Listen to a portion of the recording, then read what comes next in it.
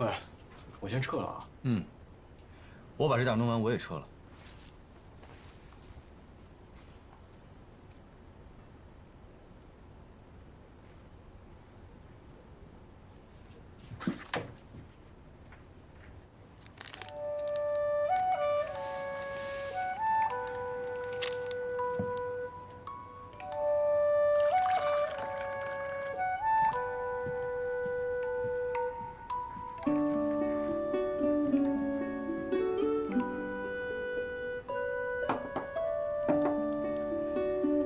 又喝冰的，我就想清醒清醒。等会儿把这杯药喝了，暖暖胃。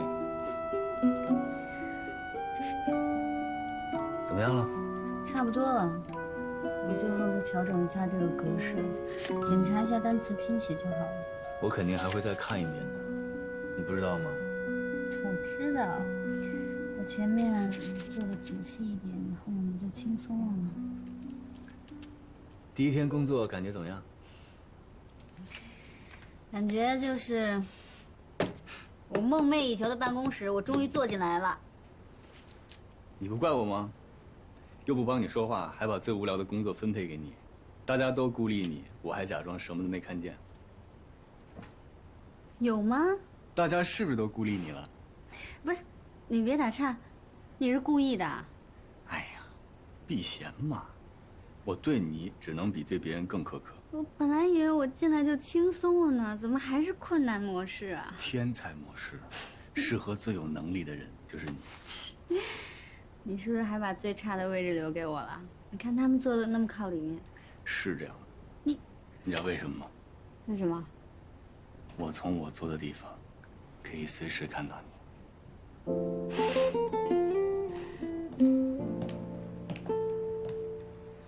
佳阳，下班了吗？小华，你回来了。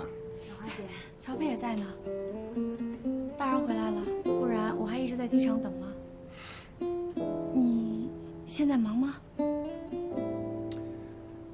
不忙，你坐呗。我想跟你单独聊聊。哦，那我先回去。那主任，那个初稿，我明天发给你好吗？行，你路上小心啊！哎，小心，别电到。你们聊。哎。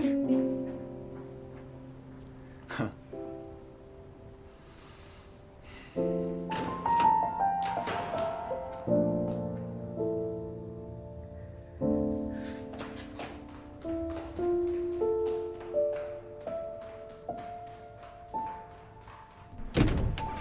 那天我等了你一会儿就先走了，后来你去了吗？怎么不接电话呢？佳阳，我认真想了想，是我太注重形式，太想要一个华丽的开始。可是万一书没寄到呢？万一里面的纸条丢了呢？万一你看到的时候就已经晚了呢？或万一你出差了呢？那我们岂不是又要错过了？小华，其实那天我没去接你，我是希望你幸福。既然你已经跟周南结婚了，我觉得婚姻不是儿戏，你们应该好好去磨合。所以那天我才给文叔叔打电话，让他去接你。后来他去接你了吗？那天我回家以后才知道我爸去接了我。我这人就是没什么耐性，说要等你1个小时，结果等了10几分钟就走了。走。那就好，我还怕你一直等着呢。佳阳，我记得你跟我说过，爱一个人不能错过。对啊，所以我遇到了我不能错过的人，他也不想错过你。我好像错过了很多事。哎，你和周南……他叫什么？乔飞。乔飞？就刚刚离开那个乔飞？先别跟别人说啊，我们还是保密阶段的。你们不会是玩什么地下情吧？不是，乔飞费了很大的劲儿才转正的。我如果现在让高翻院的人知道她是我女朋友，我觉得对她不公平。我不想让她一直活在我的影子里。佳阳对女朋友可真体贴。爱情的确是一个美妙的东西，能让人变得温柔。好了，我没什么事儿了，我来就是见你一面，告诉你我回来了。那我赶紧去找乔飞吧。那咱们改天见。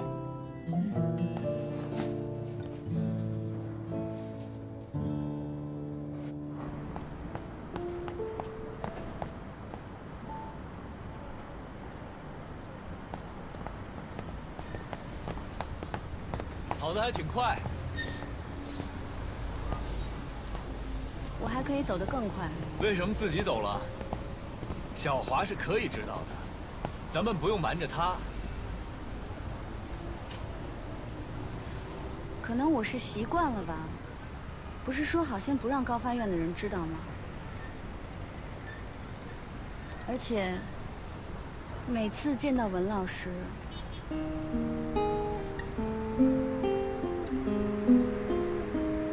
我就觉得，像他这么优秀的人，才配得上你。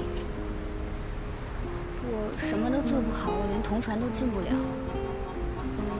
你怎么变得这么不自信了？这不是我认识的你吧？我认识的你是非常自我感觉良好的。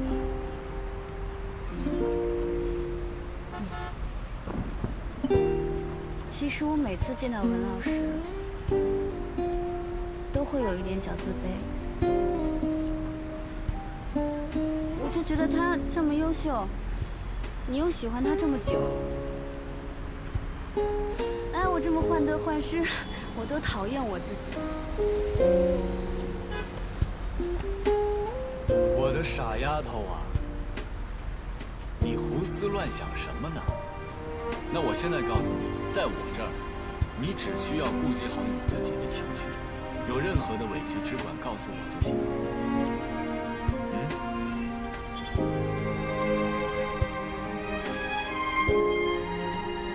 明天我就打算回家里告诉我家人你的存在。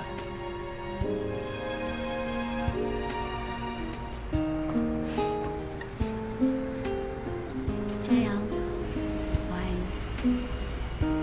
什么？你说什么？我没听清楚。刚才车吵了一下。哎呀，你再说一遍吧。哎，我要是没听错的话，你刚才说的是程家阳，我爱你是吗？我什么都没说。你骗人！你在骗我！你骗人是小狗啊！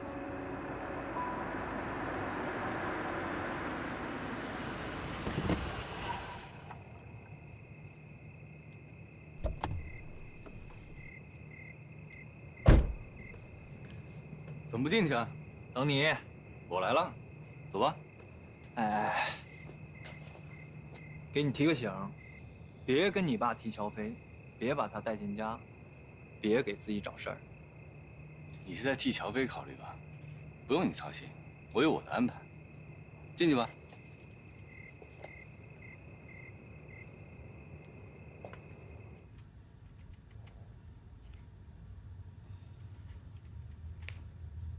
你手术的事我知道了，很好，谢谢，再接再厉，你要争气。一定。今天真是太阳打西边出来了啊！这3句话以上居然没吵起来，还其乐融融的。今天挑事的任务不在我头上。亚明，说什么呢？哎，我说你什么时候搬回来住啊？你那手怎么样了？我有事情要宣布。等等，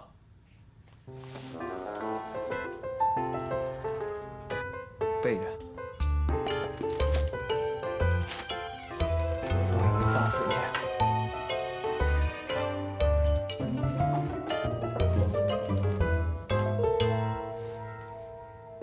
爸，妈，我谈恋爱了。哦，谈恋爱了，好啊。那个对象是干什么的？法语翻译。法文翻译。他叫乔飞。乔飞，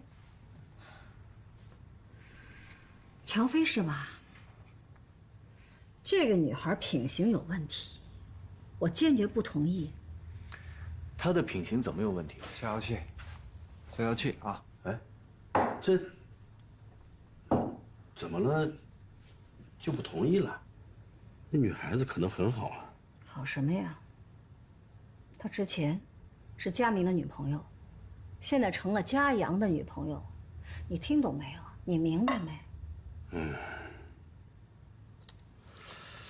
哎呀，这个嘛，是得慎重考虑。女孩子的作风问题啊，是关键。爸妈，你们听我说，首先，我和乔飞好的时候，我并不知道他和我哥有过感情。其次，他和我哥已经是很多年前的事了，他们分开都已经有8年了，所以我根本不认为这是问题。哎呀，这事儿我觉得啊，只要你们3个人都说开了，其实也没什么。我持中立态度，我不是老封建。这不是老封建的问题，这个女孩就是在利用我的2个儿子。之前佳明就是为了她，把好好的专业给放弃了，哎，非转换了专业。现在呢，他又冲着嘉阳去了，为什么呀？不就是要进高翻院吗？不就是冲着你的大名吗？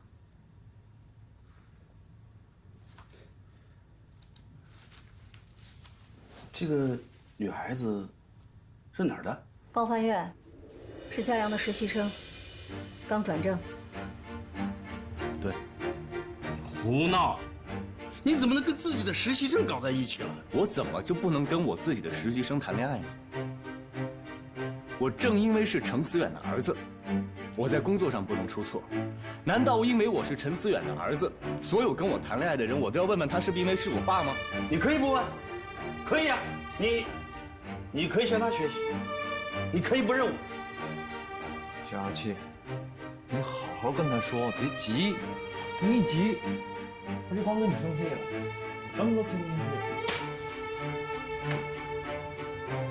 佳阳啊，不是不让你恋爱，你恋爱我高兴还来不及呢。但是你找谁，也不能找实习生。你干到现在这个位置，还有很大的上升空间。你这么年轻，不能落到这个利用职务之便，搞男女关系的名上。再说了，你们这个位置啊，存在着利益关系。你可以保证不向他输送利益，可别人会这么想吗？爸，我会很谨慎地处理这个事情，但是我不能因为我做了这个工作，我就放弃我爱的人了。那你为对方着想了吗？啊，打从他进来就顶上一个是程家阳女朋友的名字，就是他干出再多的成绩，别人也会联想到你。我们顾不了这么多，我顶着您的名字，不也走到今天了？那不一样，我是你爹，你背着我这个包袱走得再远，你不能恨我。可他呢？如果你们分手呢，还要不要在一起共事啊？在一起怎么共事？要么你辞职，要么他换工作。鱼和熊掌不能兼得。我是不会放弃，必须放弃。凡事都要以工作为重。那是你的决定，不是我的决定。为什么全家人都要听你来做决定呢？我妈因为你辞职，我哥因为你改了志愿。我从小到大活着的意义就是不要给你抹黑。您是太阳，我们所有人都要围着您转，您可以发光发亮，我们必须待在黑暗里吗？哈哈，看来不止我一个人有这个想法，只是我最先说出来而已。好，要话语权，是吧？好，如果你们不按我说的办，都给我滚！干嘛呀，老陈？发这么大火干嘛？有事咱们慢慢商量。嘉阳，你不对啊，你这态度，赶快道歉，给你爸道歉。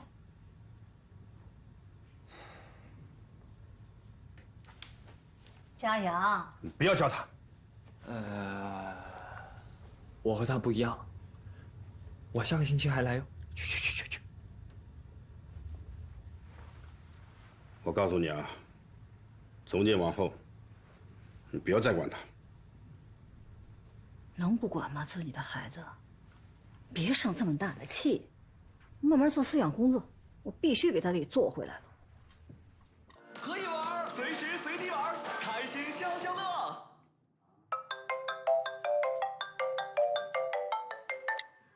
喂，吃完饭了吗？对，我刚回家。怎么样？你妈会不会因为我跟佳明的事情很介意？哦，没有，我妈已经想通了，而且她还说挺喜欢你的。过段时间我爸我妈会请你到家里做客。真的吗？真的这样说的？不过这段时间我妈比较忙，可能得过段时间了。啊，好啊，没问题。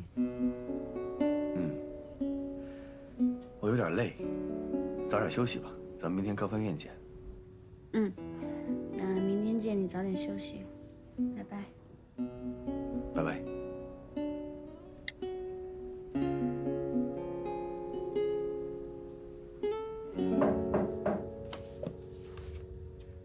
我知道你不会开门，听着就行了。程家阳为了你跟家里闹翻了啊！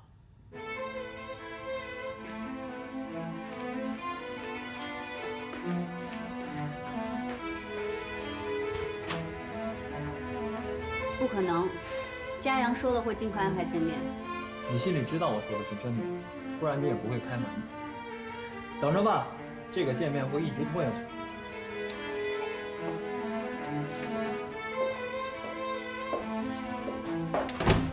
肯定是因为我跟你的事儿，对吗？这就是我最高兴的，还真不是因为这事儿。那是不是你跟家里说我拿了你的钱？我在你心中就是做这种苟且之事的人吗？天地良心，我还劝了程家阳先不要跟家里说你俩的事儿。我为他好，那个三好生他不信我呢，他从来就没有感受过家里的疾风骤雨。那为什么要反对我们呢？为了他的前途呗。你想想，跟自己的实习生谈恋爱，多么不光彩的事儿。不过你没关系，反正只要他能挣钱就行了。高佳明，你侮辱别人就是侮辱你自己。我再说一遍，我没拿你的钱，你的钱我已经还给你妈妈了。好，我错了啊，钱不重要。你知道我所做的这一切都是因为我还爱你，小飞。小飞，小飞，小飞，小飞，小飞。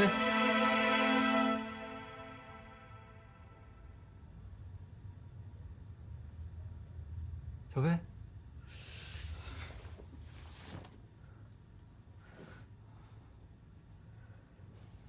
发生什么事儿了？你刚才晕倒了，你没有印象吗？头晕不晕？眼花不花？恶不恶心？还有哪儿不舒服吗？我晕倒了。没事，可能就是我以前查出来过贫血。我应该没大事的，你别这么紧张。身体的事情可大可小，明天我带你去医院做一个检查吧。我都说了我是贫血，我没事的，我吃点补血的药就好了。而且我应该是今天太忙了，还没吃晚饭呢，所以就晕倒了。没吃晚上饭怎么行啊？这都几点了？走，我带你出去吃去。不用了，冰箱里还有泡面呢。你有事你就去忙吧，你别管我了。光吃泡面怎么行啊？真的没事，走吧。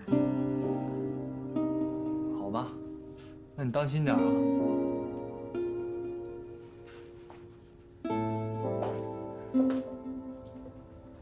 家里有红糖吗？你给自己冲杯糖水吧。如果再发现这种情况，一定要去医院检查。知道了，你放心吧。那我走了。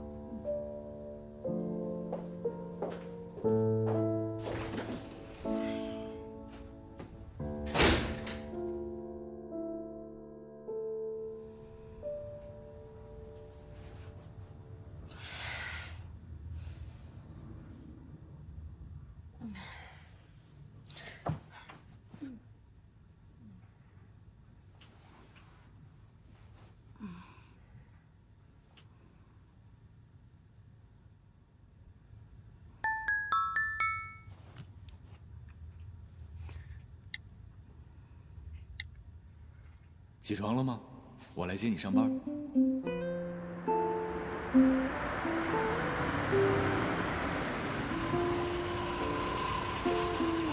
你以后真的不用接送我了，这样你可以多睡40分钟呢。没关系，我喜欢早起。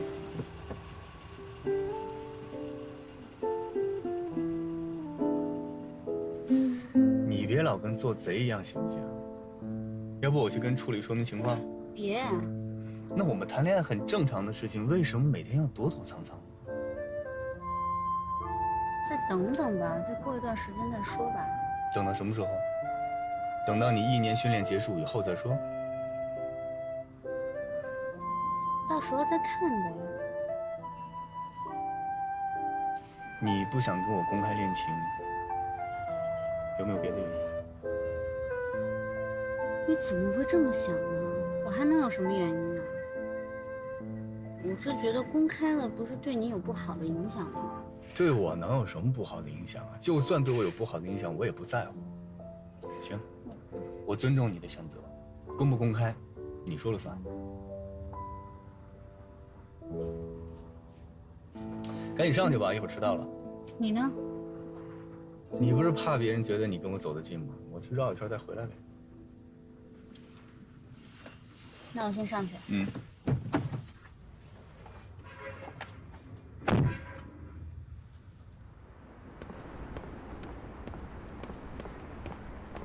文老师，哎，乔飞，我来教我的讲座提纲。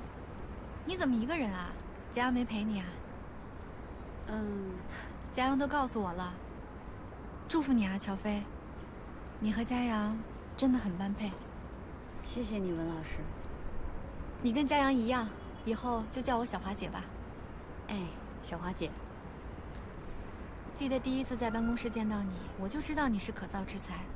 当时佳阳还不想收你当实习生呢，还是我慧眼识才吧，我就知道啊，你一定是翻译的人才。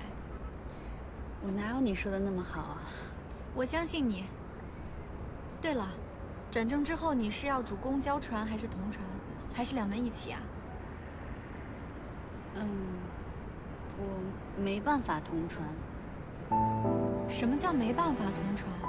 你这是什么意思？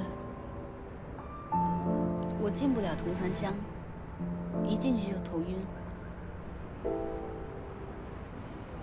我们换个地方说。嗯。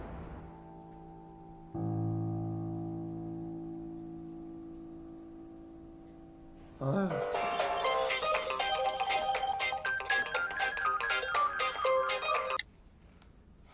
啊！哎呦，你怎么回事啊？这都几点了？你怎么还不来接我呀？我可千万别跟我说你生病来不了啊！今儿可我大日子，没车我能死路上。哎呦，大日子，你是结婚呢还是结2婚呢？不就是个破发布会吗？这是普通的发布会吗？这可是第一次有我名牌卡的那种，之前我都是跟记者在一起凑数的。得，你别给我吼，我头疼。那行，我不吼了，你赶紧过来呗。好。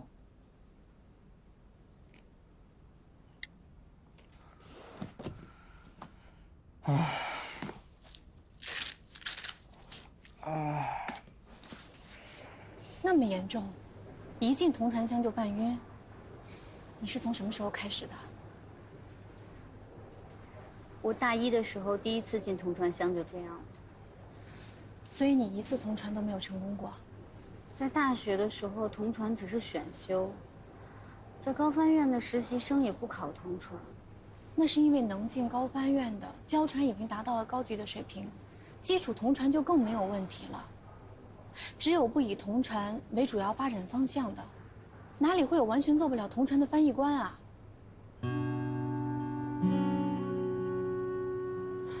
乔飞，我也是替你着急，所以有点口不择言了，你不要介意。我知道你说的是实话，小花姐。佳阳也一直在安慰我，可是我觉得黑匣子已经成为我的噩梦了，我现在压力特别大。不要给自己太大的压力，有些事情我们只能选择接受，能力范围之外的，我们不能总是强迫自己去达到。你的意思是？你要轻松面对自己进不了黑匣子的事。如果这是你与生俱来的天性，你要选择坦然接受。可我还是想克服。你也一定做过努力了，可是还没有用，不是吗？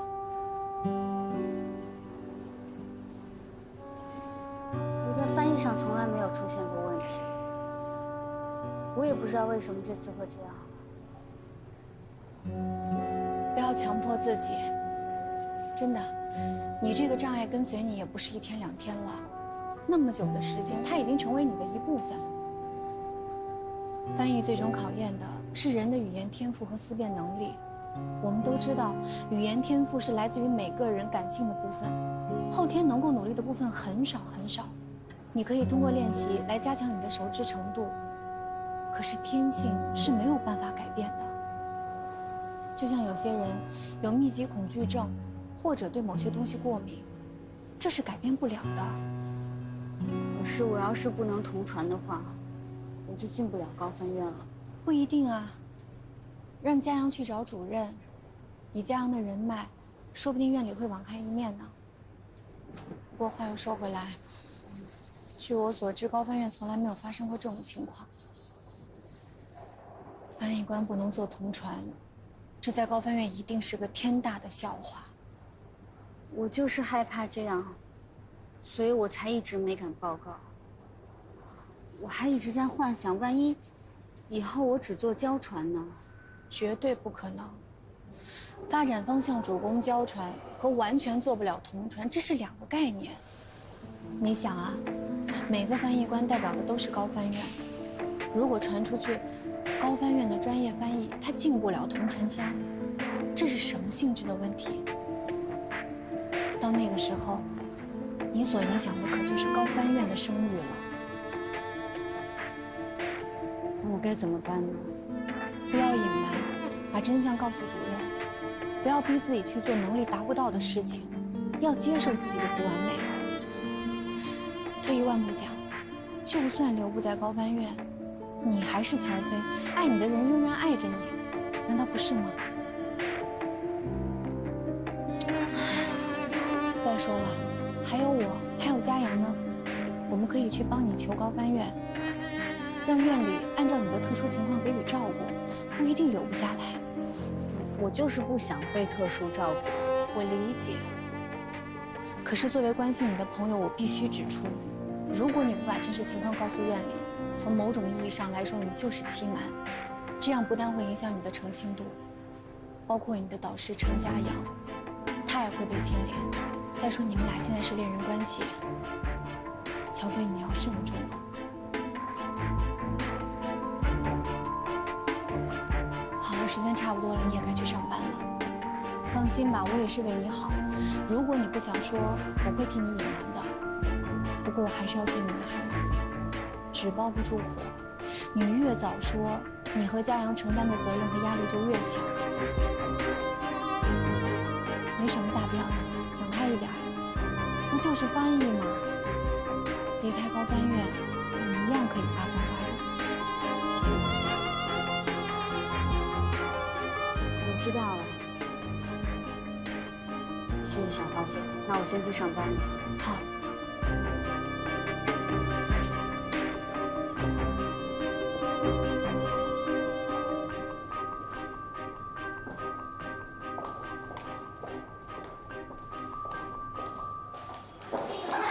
等一下，怎么来这么晚？我下。我下。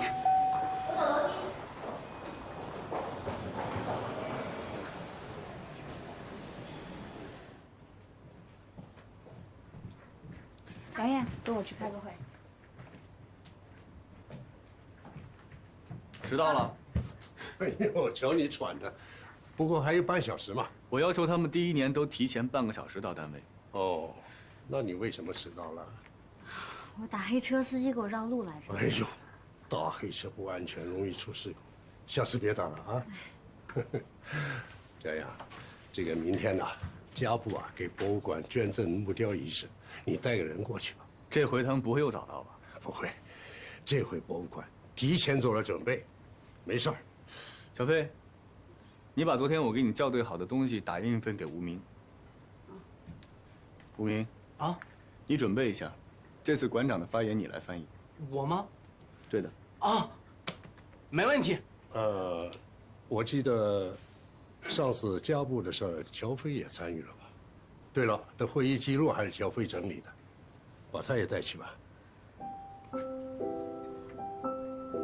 嘿嘿，怎么？你还不愿意啊？主主任，我就是觉得上次发生了杯子的事情，我这次去合适吗？嗨，这一页早先过去了，但是你要记住，每一次出任务，代表的是新的自己，代表的是高翻院新的形象。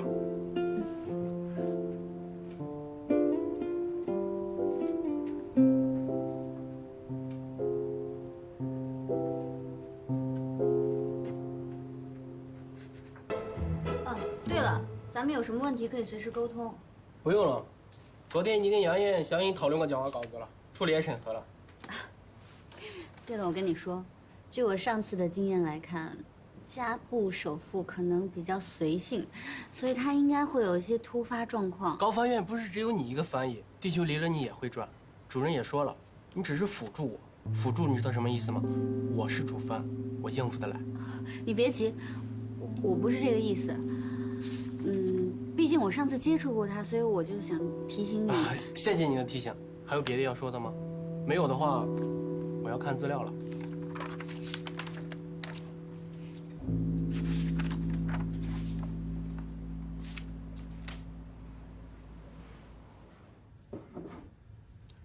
嘉阳啊，你是不是对乔飞太苛刻了？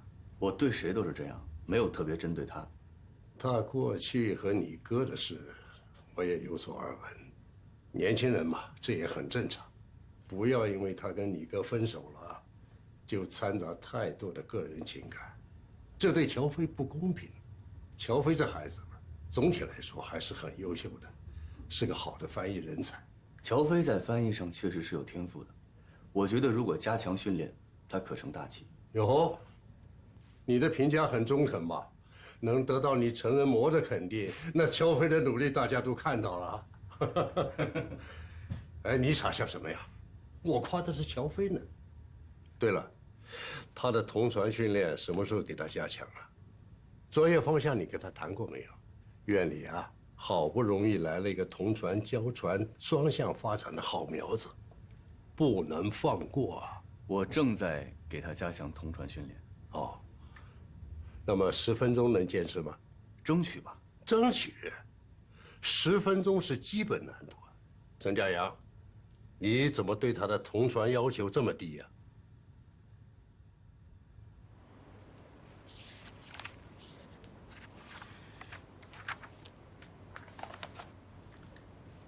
你看我这儿有2页，复印的时候叠在一起了，看不清楚。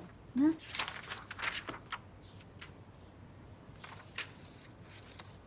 没事，我自己去资料室再查一下。乔飞，出来一下，我找你有点事儿。程主任，你找乔飞有事说啊？我在这儿是不是影响到你们了？没事儿，我可以出去准备资料。没有，你忙你的。出来一下。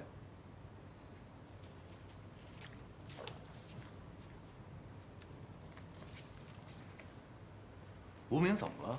跟吃了枪药一样。不知道，他可能明天对家部压力大吧。我怎么觉得他在针对你？他针对我干嘛？反正我觉得他怪怪的。你别多想啊，找我什么事儿？今天晚上老时间同传训练。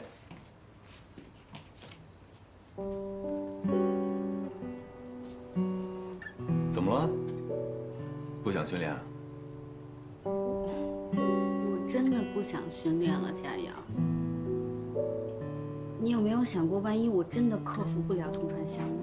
没有万一，一定能克服。没有万一那是你，可我真的不行。怎么突然这么没有自信了？我认识的你可不是 loser。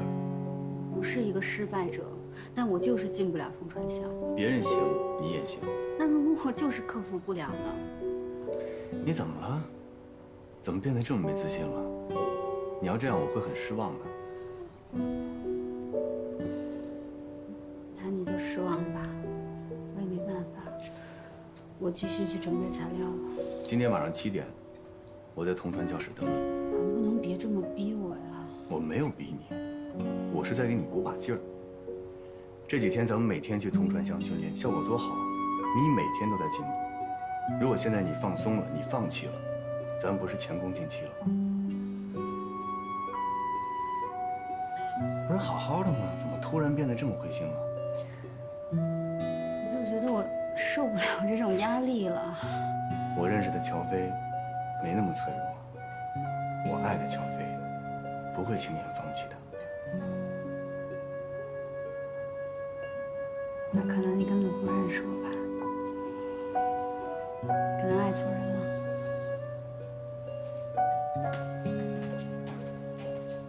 今晚7点，我等你啊。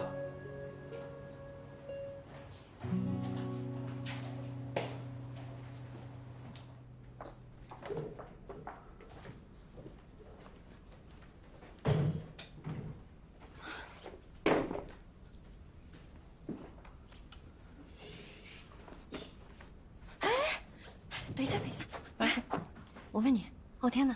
傲天哥在那 VIP 化妆室呢。那你带我去啊。这不太方便吧？要不我们那个发布会见啊？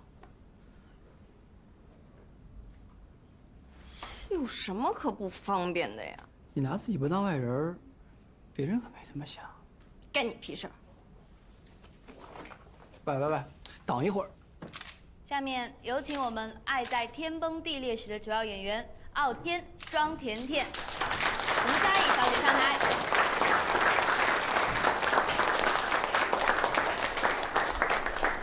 好，接下来记者朋友们可以开始提问了。今天我们的时间非常的充裕，大家的问题我们都可以一一作答。主持人，好，有请。我想跟女1号问一个问题。好，您请说。甜甜你好，我们注意过您在这部民国大戏中的服装非常漂亮，特别是您披的这件皮草披肩，一看就是真皮的。请问这是貂皮吗？我不知道你有没有注意过，皮草生产的环节是非常残忍的，像您这件衣服是需要活剥小动物的皮毛的。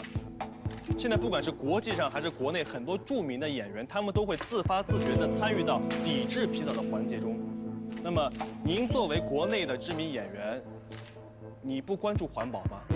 您就忍心为了自己的美丽漂亮去活剥小动物的皮毛吗？我希望你给一个合理的解释。各位媒体朋友，这呢是一个误会。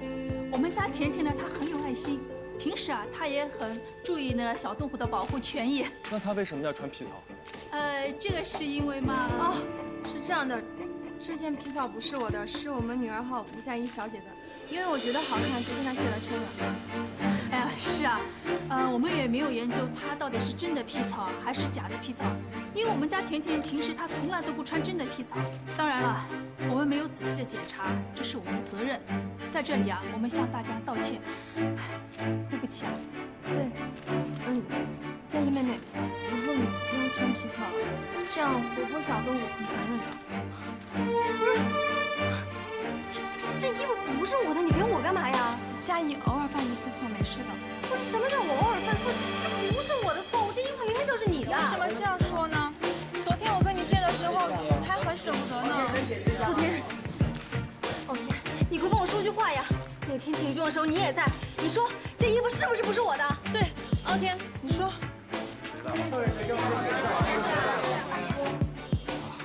这个我没留意。昊天，我有什么衣服你不清楚吗？这件皮草是我的吗？傲天，你就说那天订庄周的时候，你有看到这件披肩吗？这件衣服确实不是你的。看嘛，我就说不是我的，是佳怡。那就是女2号的。昊天，你怎么能这么冤枉我呢？你都不帮我说句话吗？难道？好了，佳怡，你为什么不承认呢？以后不穿就是了嘛。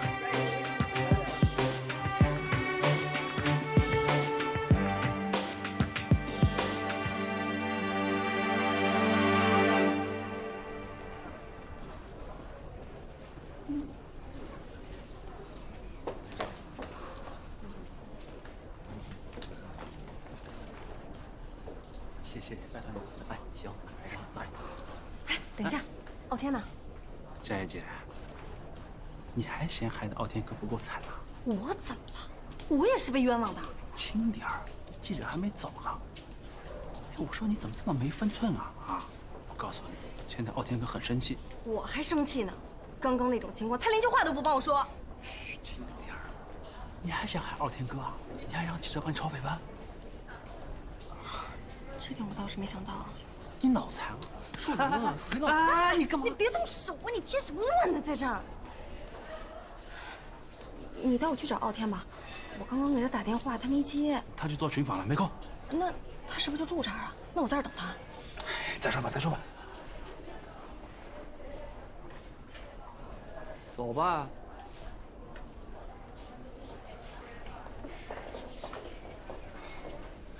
哎，甜甜姐，那衣服我没话跟你说。甜姐还要化妆呢。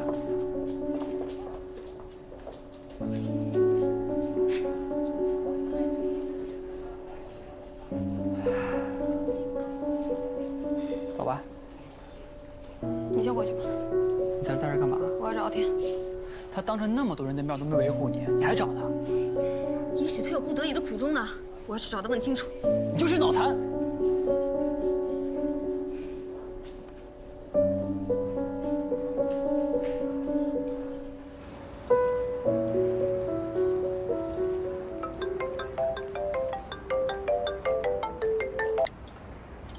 喂，佳明。你后来没有再晕吧？没有了，我说了我是低血糖加压力大。你要记住，3顿饭按时吃。我知道。高分院的工作累吗？你不是已经转正了吗？怎么工作压力还这么大呀？我需要继续努力。是不是佳阳给你布置的任务太重了？那我去找他去。你现在的身体已经不堪重负了。你千万别告诉他我晕倒的事情，可以吗？为什么呀？这么说，这是我们2个人之间的秘密了。你别闹了。好，那你自己保重，有什么事情再给我打电话。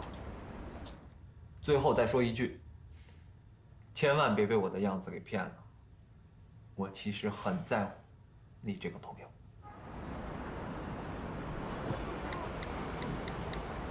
怎么不等我就下班了？我今天还有其他事儿。那我在同船间等你。我今天不想同船了。不行，你必须挑战自己。我还要为明天加布的展览做准备呢。不许找理由。你别这样了，行吗？你这样我很累。那这样吧，你可以选择不去，但是不管你去不去，我都会在同船间等你，多晚都等你。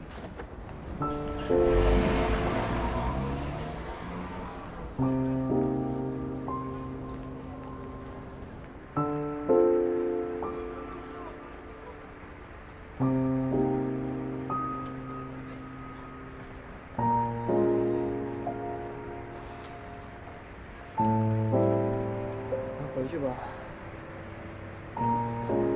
你回去吧，我又没让你陪我一起等。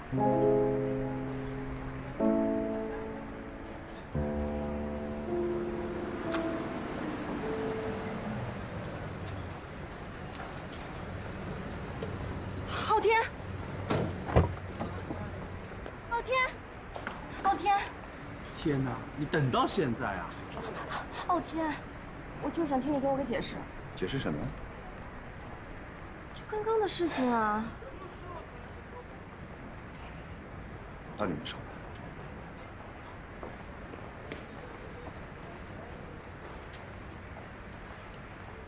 你说什么？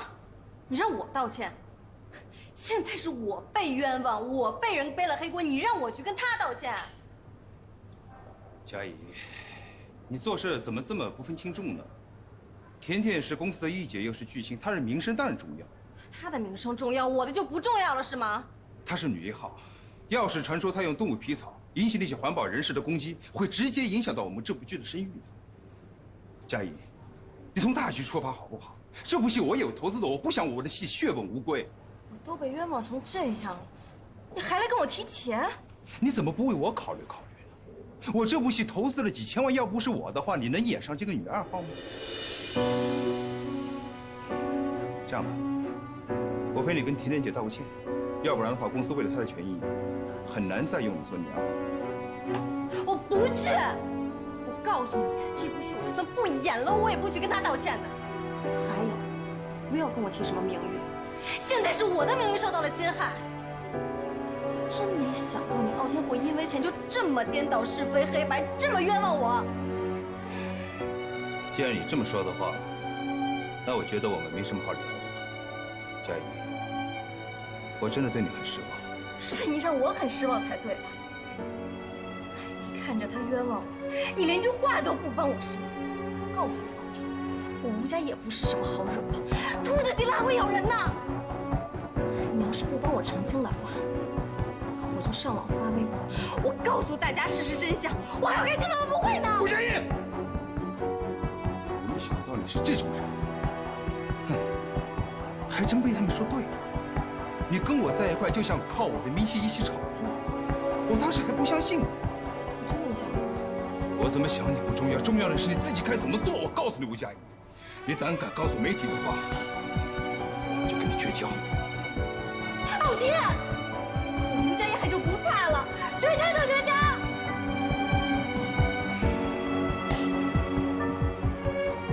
那就当做我们从来没有认识过。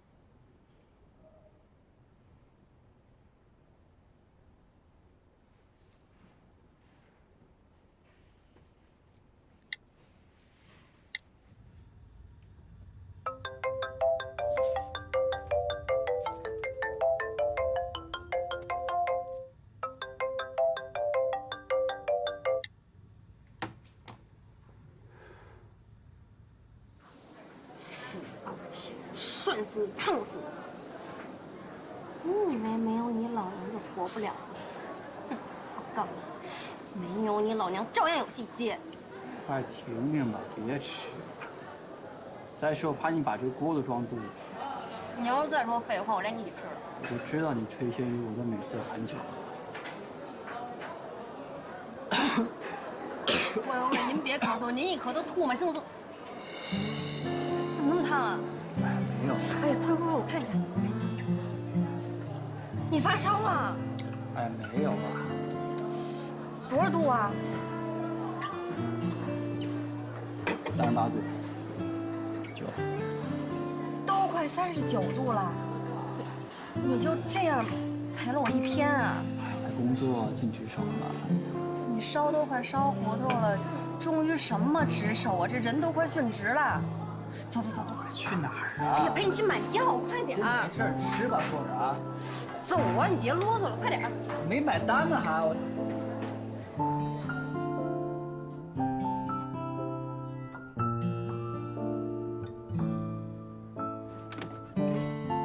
哟，我说这灯怎么没关呢？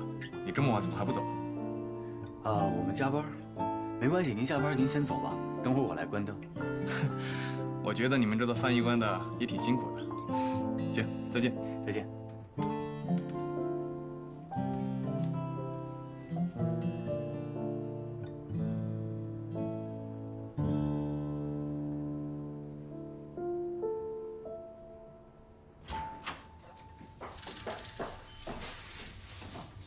哇塞，你这房子不错嘛，一点儿都没有我想象的那么脏乱差。吴佳怡，你不要狗眼看人低，好歹我也是受过传统英式教育的人，绝对绅士。到底是绅士啊，还是神经啊？别混淆概念。赶紧回吧，没事儿。哎，你不请我喝杯水啊？凉的热的？随便。哎，我说你今天怎么老赶我走啊？你家肯定藏着什么不可告人的秘密。少说点话啊。哦，天哪，王旭东，你是变态吗？哦，天哪，你怎么把我的海报挂在你家墙上啊？而且这是公司给我弄的，我自己都没有。快说，这海报从哪来的？印刷厂印废的，我废物利用行不行？印刷厂印废的，骗谁呢你？快说，对我到底安的什么居心？哦，我知道了。你看看，连你们家的水都是一全加 C， 有一个我的姨字。快点老实跟我交代。不敢，你顶多算是我们公司一次失败的投资。你说什么？我犯了一个错误，跟江门卓报打击报复，行不行？什么？看见没？我挂你照片，就没事在家拿这个扎你。你一跟我发脾气，一欺负我就嘟嘟嘟嘟嘟嘟嘟。我说王旭东，你还真是个变态呀！行了，我没劲儿了，现在不跟你拼了。哎，变态，变态，你怎么了，变态？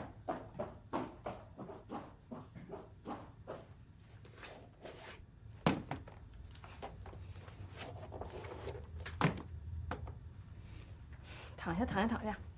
哎呦，慢点儿。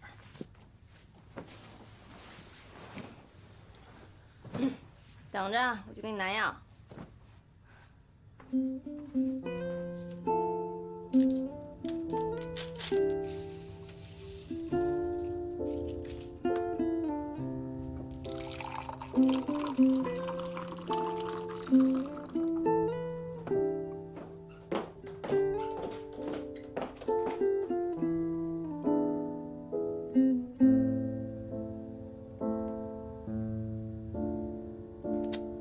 醒醒！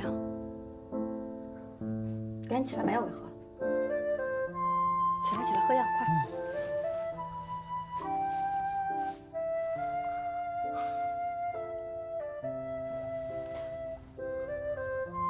哎呦，慢点，小心别烫着。早知道啊，我这个下毒毒死你！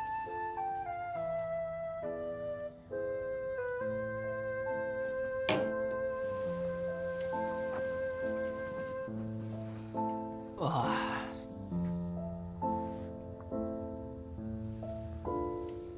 睡吧。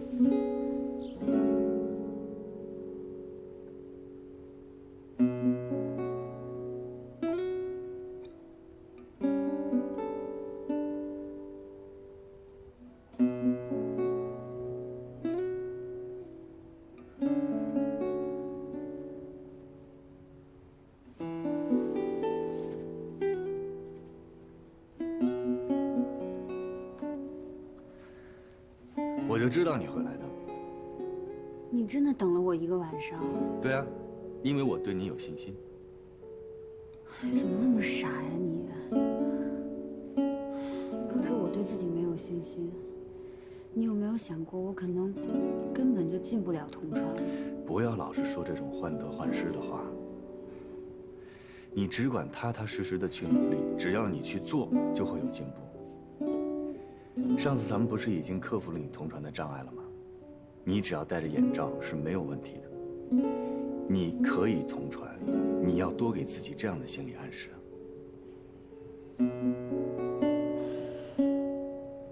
我可以同传。再说一遍。我可以同传。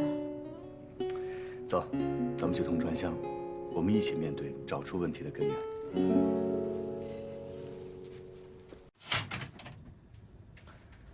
坐吧。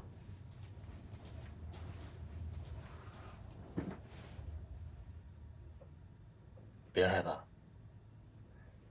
就算前面坐满了人，你翻译你的，不要受干扰。你告诉你自己，交船的时候不是也是这么多人吗？现在只不过多了这么一个同船间而已，没什么大不了。我现在准备放录音了，你先听一遍，我们先来一遍交船，这样你可以闭着眼睛翻。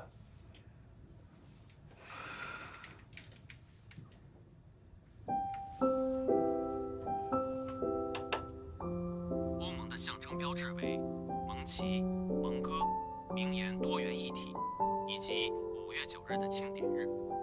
Les symboles de l'Union européenne sont le drapeau européen, l'hymne européen, la devise unie dans la diversité et la journée de l'Europe le 9 mai. 很好。接下来我们试着把眼睛睁开，好吗？那好，我们一步一步慢慢来。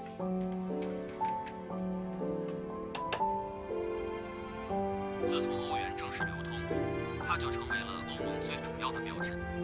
欧元是把欧洲人民联合起来的具体的、物质的联系。第3个重要标志，欧洲议会，统一及民主的价值见证。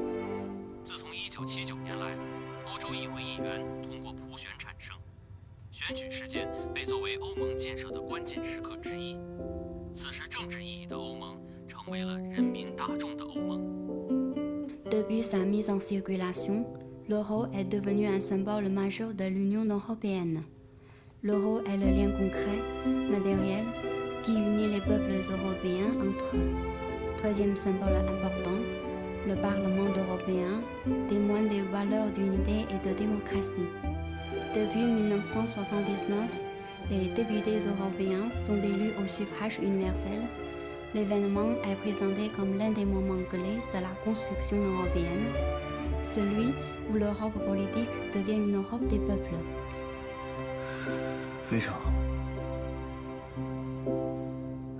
接下来，我们试着同船，怎么样？别紧张，别紧张，把眼睛睁开。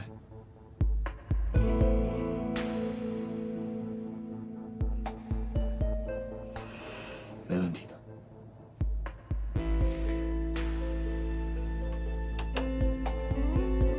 欧盟的象征标志为盟旗、盟歌、名言多元一体，以及5月9日的庆典日。自从欧元正式流通，它就成为了欧盟最主要的标志。不行，欧元是把欧洲人民联合具体。不行，我看到外面我就觉得心慌。这绝对不是身体上的问题，这是心理问题。刚才你还好好的，你告诉我你什么感受？佳阳，我觉得心慌，我害怕这块玻璃，我们出去吧，行吗？不行，不能这么轻易的放弃。你告诉我你的感受，你为什么害怕这块玻璃？这块玻璃到底怎么带给你不舒服的感觉了？我不清楚，我也说不出来。不行，一定得说。我真的不知道。说出你的感受。你现在是什么感觉？我就是觉得心慌。我看着前面一排排的座椅，我觉得上面都是人。有人怎么了？交船的时候不是也都是人吗？我觉得上面坐了很多人，我觉得他们都有生命危险，像我妈妈一样。你妈妈？不行了，佳阳，我要出去。好好好，走，咱们出去。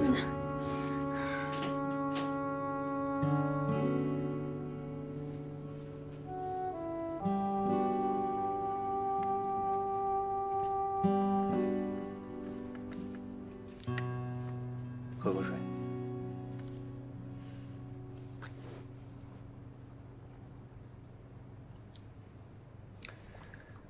跟我说说，为什么会在同船间想到妈妈？我也不知道，我刚才想到就这么说了。仔细想一想，也许这个就是你心理问题的根源。为什么在同船间会想到伯母呢？你以前跟伯母进过同船间吗？没有啊。那是为什么呢？同船间里什么也没有，你从里面望出去就是一排排的座椅，为什么会想到伯母呢？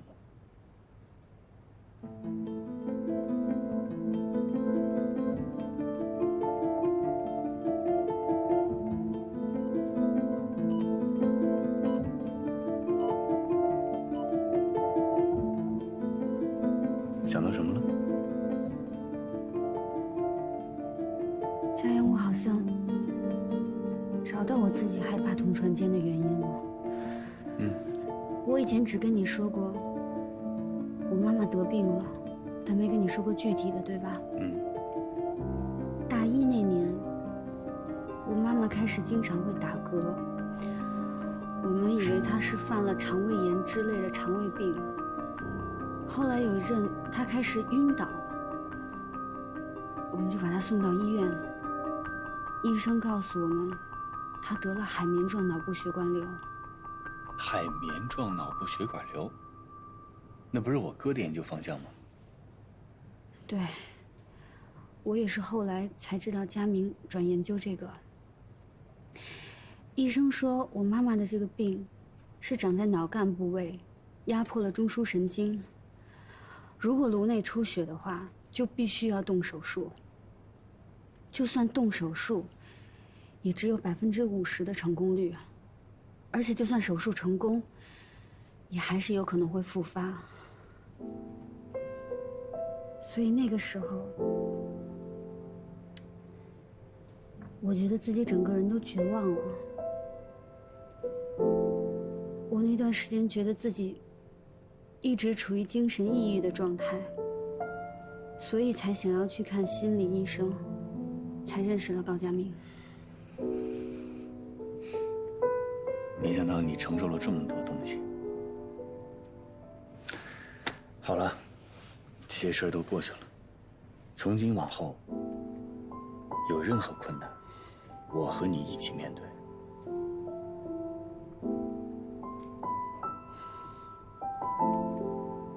自从妈妈那个时候得了这个病，我就特别害怕医院。因为我到现在还记得，妈妈做完手术的时候，有48个小时还要待在重症监护室进行观察。我当时站在外面，隔着那层玻璃，看着我妈妈，她躺在里面一动不动，因为做手术把头发全都剃了。我真的很想去抱抱她，去摸摸她，但是因为隔着玻璃我做不到。我心里又很害怕，那段时间我觉得自己的心都被掏空了。我明白了，这个就是你心慌的由来。我大学的时候第一次进同船间，我就当时一直心慌，没办法翻译，我就一直想逃避。刚才多亏你一直强迫我待在同船间里，不然我到现在都不知道自己为什么害怕同船。这下好了，问题找到了，我们现在就想办法去解决。如果解决不了呢？如果我就是没办法进行同船呢？你看，你又来。昨天我还在担心，你这是与生俱来的天性，今天就找到问题的根源了。只要不是天性，就一定有办法克服。就像翻译一样，有的人翻译速度很快，但是准确率很低。有些人翻译速度很慢，但是准确率高。每个人都有自己的短板，但只要有意识提高自己的短板，就能增加综合素质。那你的短板是什么？就是你啊！告诉你，田主任都认为你能成为一名好的翻译。我怕让你们失望。只要你不绝望，就一定有希望。太好了！看来我这一晚上没睡没有白费，我们有突破性进展。走，带你吃早餐去。你真傻，你怎么真在这儿等了我一晚上啊？离家部的会还有一定的时间，我先陪你回家，你去洗个澡。好，走。老大，你这……哎呦，昨天晚上在你家睡了。帮你拍一下。不是。你看人家过。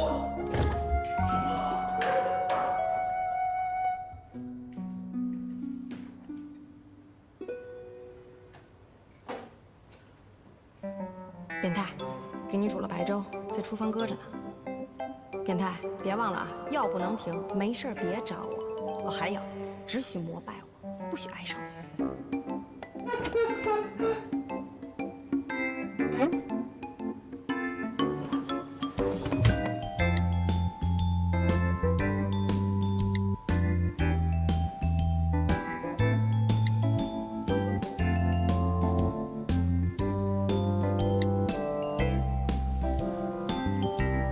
喂，你好，帮我找一个可以做饭的阿姨。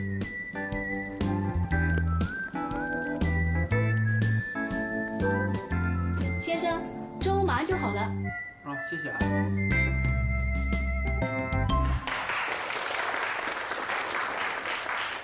最后，欢迎王主阁下和太太的来访，对你们的慷慨和热情表示衷心的感谢。Bienvenue à vos Altesses. Je vous remercie encore une fois pour votre passion et votre générosité.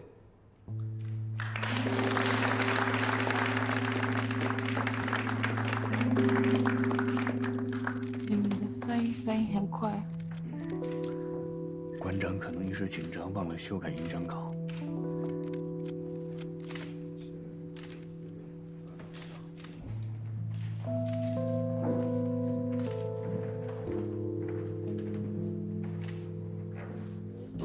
Je suis fan de la calligraphie, la culture chinoise me passionne.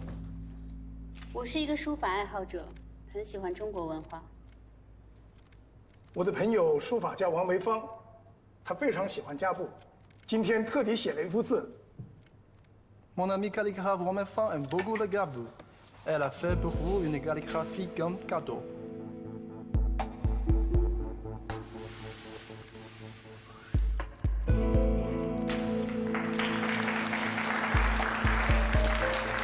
啊，quel beau caractère!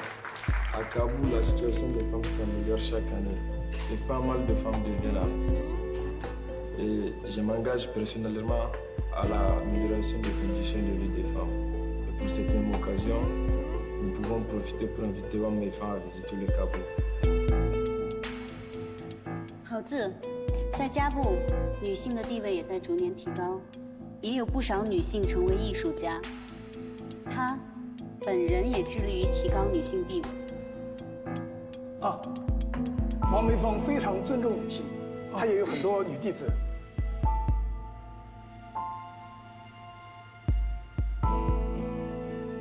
Wang Meifang a aussi des femmes disciples. Il a un grand respect pour les femmes. Il paraît que mon frère va faire un discours sur l'amélioration des femmes en Afrique, basé sur votre femme calligraphe.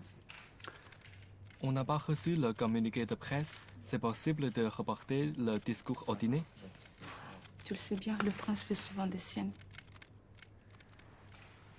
台上出了点误会，王维芳是个男的，你去跟王子解释一下。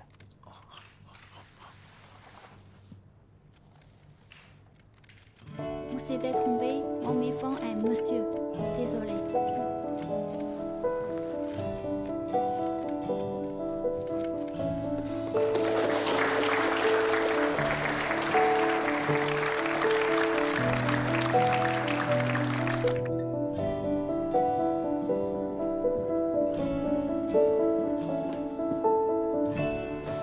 拿到了，还有多长时间？从现在到宴会开始还有3个小时。你们抓紧翻，一会儿我过来校对。好。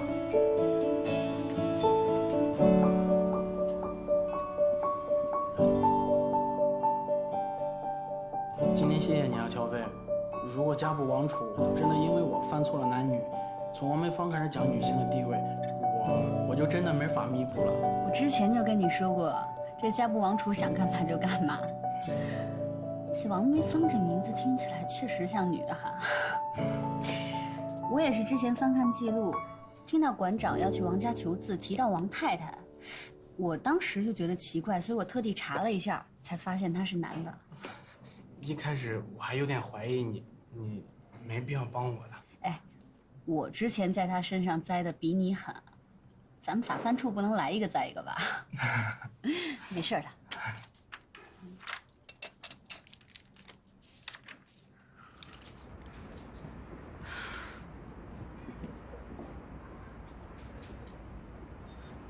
218路车是在这坐吗？你的车呢？放单位了。那你明天怎么办啊？坐公车呀，在公车上偶遇，应该不会有人说闲话了。你不用这样吧？今天翻译表现不错。饿了吧？我让礼宾部的同事给咱俩留盒饭了，你也没吃。去我家吃吧，我们家还有速冻面。累了一天还吃速冻食品，多可怜！你来我们家，我给你做。别做了，多麻烦呀！我冰箱里还有寿司。那不还是速冻？不是速冻的，我做的。哟，你还会做寿司呢？那是，会做的多着呢。你还会做什么呀？你想吃什么？广东菜、粤菜啊，不是广东菜就是粤菜啊。川菜。日本。阿姨，下班前请帮我从楼下日料店打包2人份寿司，还有天妇罗。我半个小时以后到，东西放下你就可以走了。谢谢。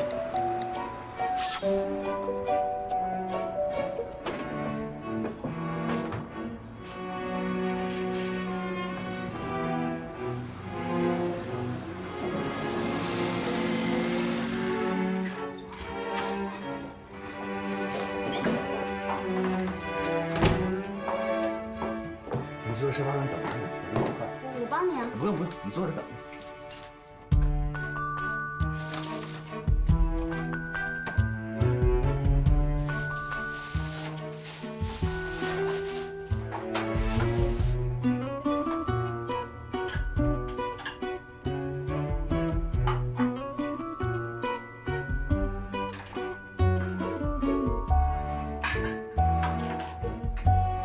久等久等，饿了吗？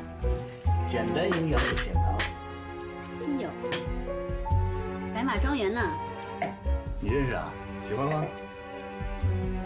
关于这个酒的特色还有历史，我能跟你聊一下午，但是我好像只喝过一次。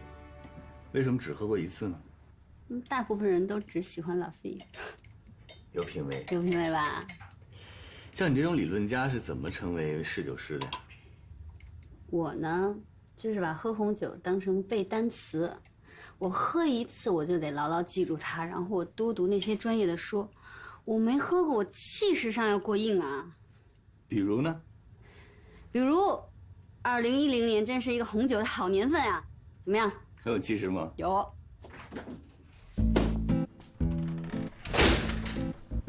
哎呀，刚刚好，刚刚好。店里的人说啊，天妇罗凉了就不好吃了。我把寿司先拿上来，又下去买了这个。你们先吃，我就先走了啊。不懂理论也可以做寿司哈。阿姨，稍等一下。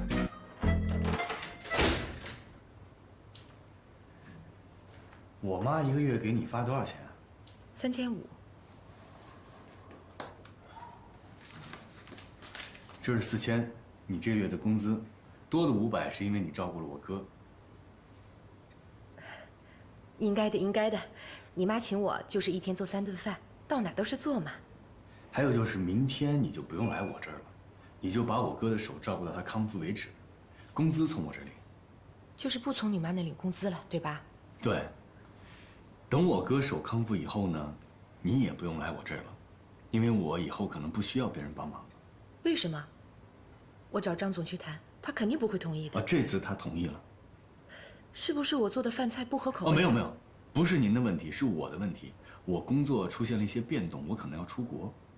你真的要出国啊？对。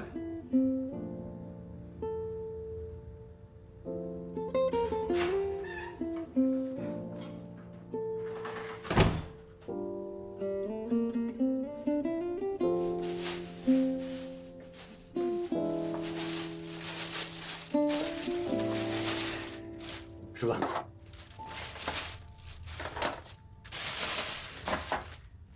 其实你刚才不用关门的，隔音挺差的。我会照顾好我自己的。我知道你能照顾好自己，你自己在瑞士生活那么久，肯定可以。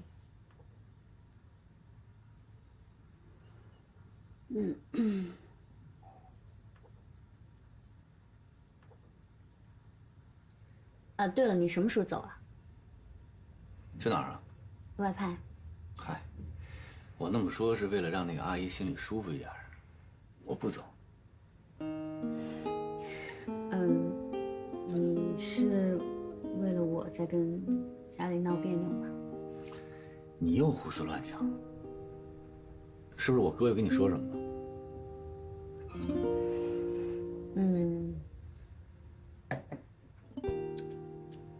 其实我想过，我是你的实习生嘛，你对我好的话，别人会说你是在偏袒；你对我严格，大家也会说你在装什么样子啊这种。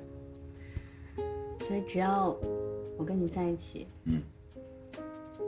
我们的关系就会成为你事业上的污点。大家会一直拿我跟你在一起这件事情来说事。我不在乎，我也不害怕。我难道还要靠别人怎么说我活着吗？我只会听从我自己内心的声音。对了，跟你说件正事儿。关于你进黑匣子有心理障碍的问题，我咨询了我心理学的朋友，他们还是觉得你这种问题需要正向引导，积极的去面对，还是要多进同传间去练习。不想积极面对，你吃饭你跟我说这个干嘛呀？你先别嫌烦，这是个问题，我们得解决。你对同传间有畏惧，我一定要帮你打破这个心理障碍。所以，从明天开始，每天我带你进一次同传间。哎呀，你进去的多了，你自然而然就觉得这是一件很自然的事情，你就不会有这么大的心理负担。起码再听到黑匣子，你不会有这么大的反应。哎呦，别唧唧歪歪了，来，干杯！祝你早日克服同传障碍。我拒绝。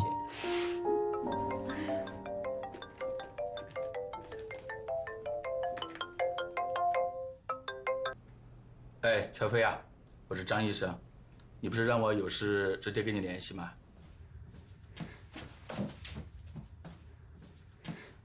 张医生，是不是我妈妈的手？不是的，是今天你妈妈来复查的时候呢，晕倒了，后来呢就恢复知觉了。我带她去神脉检查了一下，还是她的老毛病了，海绵状血管瘤。我记得你跟我说过，你一直想替你妈妈在上海做介入手术。对，医生也说了，一直在等待时机。因为血管瘤长在脑干部位，所以风险很大。是的，我们这儿神脉的李主任也这么说。你不用太担心 ，CT 显示的情况呢还算良好，边界也清晰。但是他让我必须通知你，你妈妈出现晕厥的症状呢，脑干周围啊有渗血点，证明最近一个阶段要加强注意，密切的观察。如果周围血管有出血前移，就需要立刻手术了。好，我马上回来吧。你也先别急，我建议你尽快和上海这边的医院联系，确定方案，把她接过去。我打电话给你的，就是让你有一个心理准备。手术是势在必行的，你作为家属呢要有了解，但不要过度的担心，干扰患者的情绪。何况你妈妈的心里，你就是她的一切。我明白了，谢谢张医生。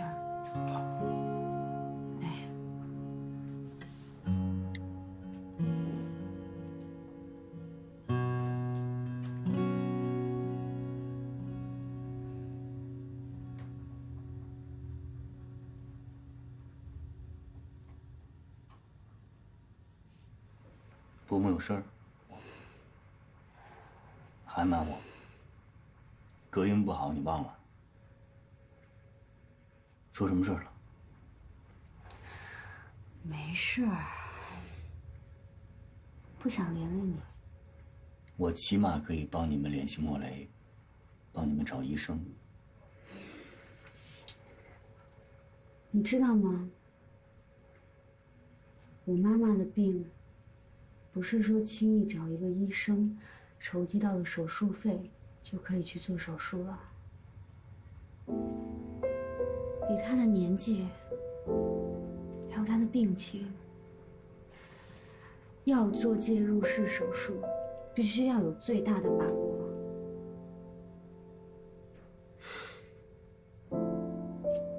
所有人都跟我说，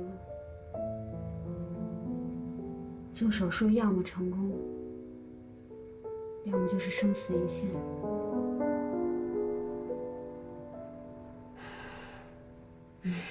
你放心吧，这些经济上的还有心理上的压力，我自己扛得住，我不会拖累你的。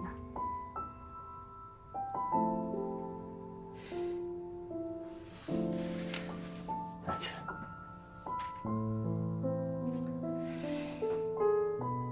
你不想连累我的真实意思就是，我们俩的情分还没有到你愿意连累我的程度。这么见外的话，以后不许说了。你的事儿就是我的事儿，你愿意连累我，我很高兴。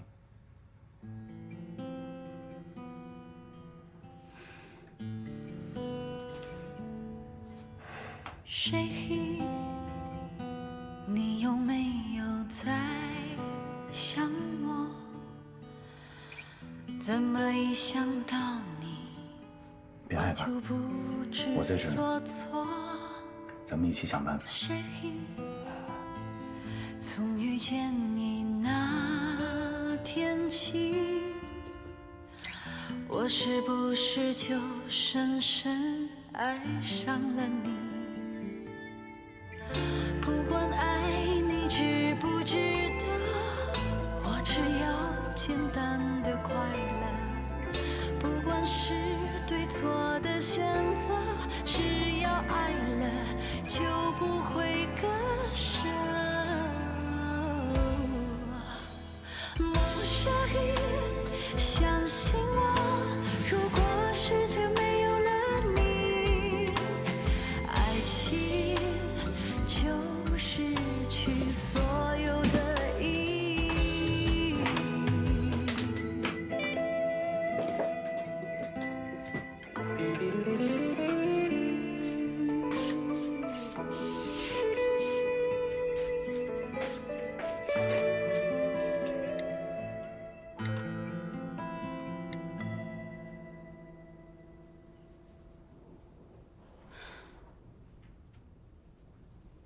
你先别急，乔飞。你妈妈的 CT 明天能快递到上海吗？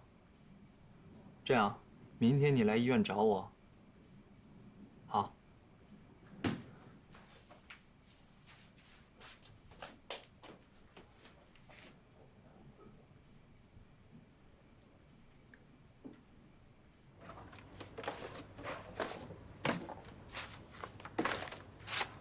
你好，佳雅，找什么呢？哎，主任，你有没有印象？上次瑞士劳卫部来交流的时候，有一个叫莫雷的医生。哦，你找他呀？可以去礼宾部问一下嘛。我当时留了他助理的电话，但我现在打过去已经停机了，而且我也问了随行的一些医生，别人说他现在去非洲了。哎呦，这就不好找了。要不你月底去瑞士的时候，可以直接到他医院去问问嘛。月底？对，去瑞士，时间定下来，15天以后你出发。这么快？还快呀！你都等了几年了。这段时间你可以请假，把家里该安排的安排一下。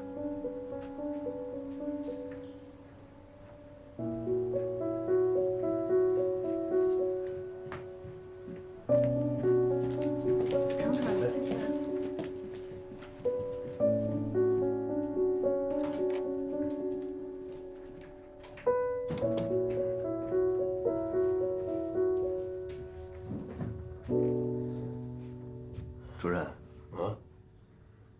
这次能不能别派我去瑞士了？为什么呀？这么好的机会，我家里有点事儿。什么事儿比你的事业更重要？外派的机遇难得，可遇不可求啊。我知道机会很重要，但是我觉得我还没有做好准备。还有就是我家现在出了点事儿，我不想离家太远。家里出什么事儿了？一个对我很重要的人生病了。你妈妈不是我妈妈。哦，那你爸爸和张总都知道你的决定了吗？我自己的事情，我自己做主。别急着那么下决定，你再给我好好考虑一下。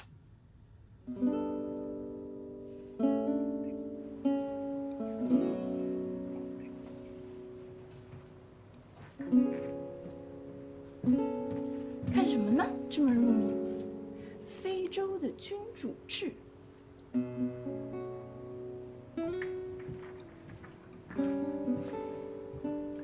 下午没有翻译任务，你们都去训练室训练吧。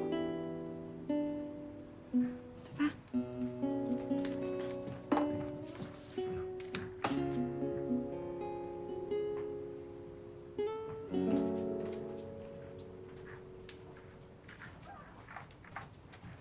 老田啊，我很好，哎，老程他也很好啊，我们家人都很好，你什么意思呀？啊，盼着我们家谁得点病啊？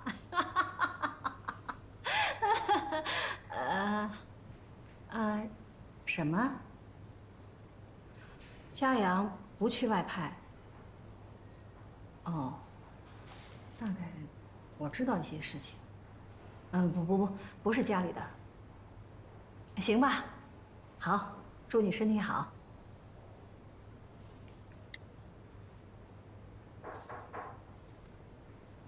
进来。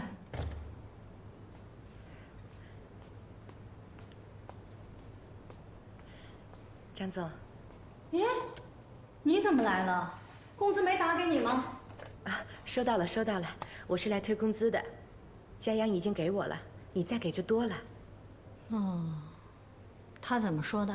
他说以后我的工资就他给，但是要我去照顾佳明，等佳明的手完全康复了，他再给我找新的工作。新的工作？嘉阳是不是要外派呀？不知道。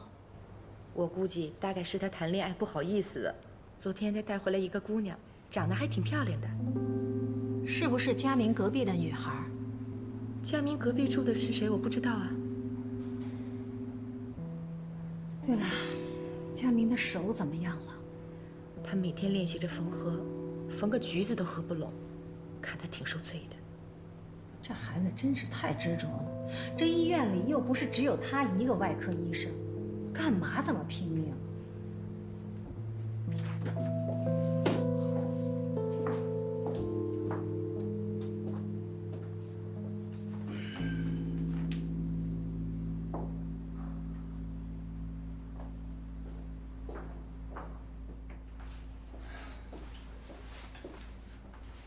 呀，不让你休息吗？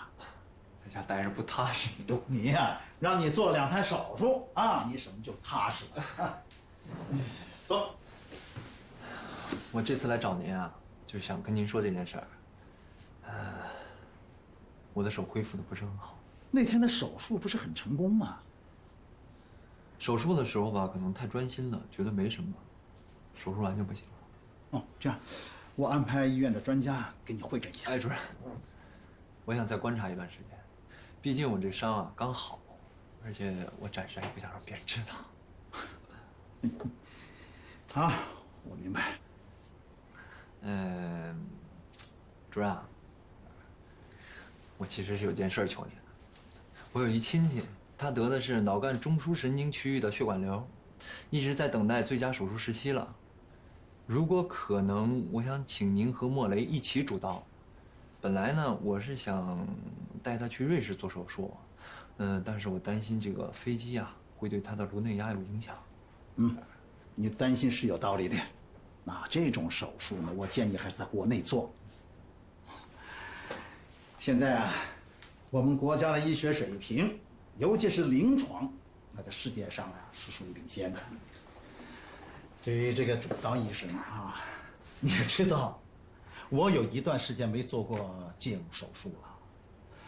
做这种手术啊，最重要的是配合。要是你的手没有受伤，你就是我们医院，甚至是上海最合适做这种手术的人。现在我们医院呢，这方面临床经验除了你，最丰富的也就是赵金良医生了。你可以跟他商量一下。主任，我再考虑一下。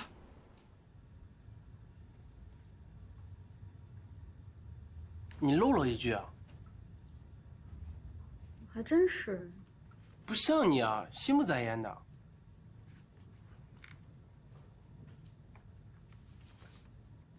总感觉今天处理怪怪的。哪天不都这样吗？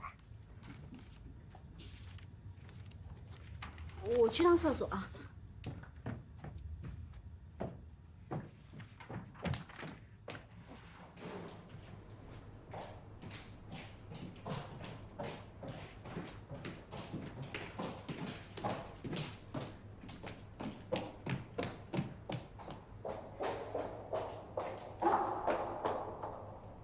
找我呀？女外派的时间是不是快定了？怎么了？我会好好工作的，你不用担心我。如果有假期的话，我去看你。你还要去看我呀？那么好，就为这点事儿冒这么大险跑这儿来？担心你。我有什么好担心的？下班疼吗？我约了人。谁呀？跟伯母的病有关吗？那是谁呀？比我还重要。就吴佳怡呀，还能有谁呀？我跟他早就约好了。那你们在哪儿？我去接你。还没最后定在哪儿呢，我结束了去找你吧。行。那晚上我在家里等你。快回去。快点。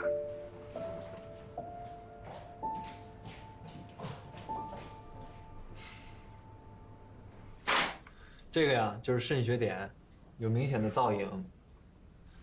阿姨如果再次出现昏厥，那情况就不好了。现在医院给打的针啊，是消炎化淤血的，但是不进行手术还是没办法控制。如果血管瘤压迫，就有可能造成血管爆裂的危险，所以要尽快手术，转到上海医院观察2、3天，等到渗血点的淤血收干净了，马上手术。成功率是多少？小飞，你是知道的，手术没有绝对的乐观，但你也不要悲观。费用呢？原来那个你又回来了。说什么？那个倔强的，把背上的刺都拱起来，不让人接近的乔飞。我记得当初认识你的时候，你妈妈刚得了这个病，你就是像现在这样，一个人把所有的压力都扛在身上，而且冷静的可怕，不让任何人触碰你宝贵的自尊心。但是不要这样，乔飞，会让关心你的人感到伤心。我现在不想跟你说这个。手术费一共是多少钱？最起码25万吧，开颅手术费7万多，还不算请外国专家的。术后恢复高压氧要10万，头骨修复要8万，这些都是一般材料，还不算进口。25万。钱的问题你不用担心，我可以帮你。不用，钱的事情我会自己想办法。那让程家阳帮你，他是你男朋友，名正言顺，他不处理谁处理？我给他打电话。你别。明白了。你没告诉他你来我这儿吧？看来，这是我们之间的秘密。如果我用这个要挟你，你能不能考虑做我的女朋友？你别胡说了，你不是这样的人。那我是什么样的人？我是一个不希望看到你伤心难过的人。程家阳在哪儿？他为什么不帮你分担？他是你男朋友，他不该让你一个人承受这个。佳阳马上要被外派到瑞士去了，我现在不想跟他说这个，我不想打扰他。打扰？是你的意思还是他的？这个你就别管了。请你密切帮我留意着给我妈妈做手术的医生，医药费我会自己想办法。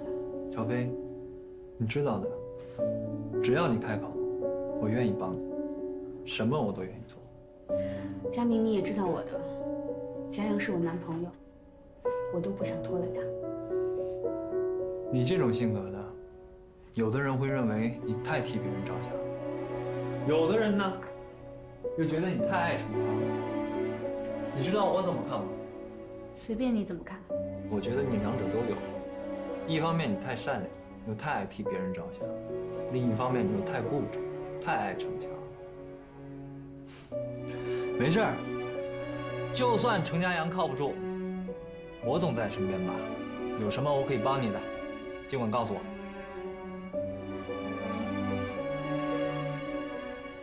我确实有一件事情，请你一定要帮我。一定。就是关于手术费的事情，请你一定不要告诉家阳，替我保密。行，但是条件是我来付医药费。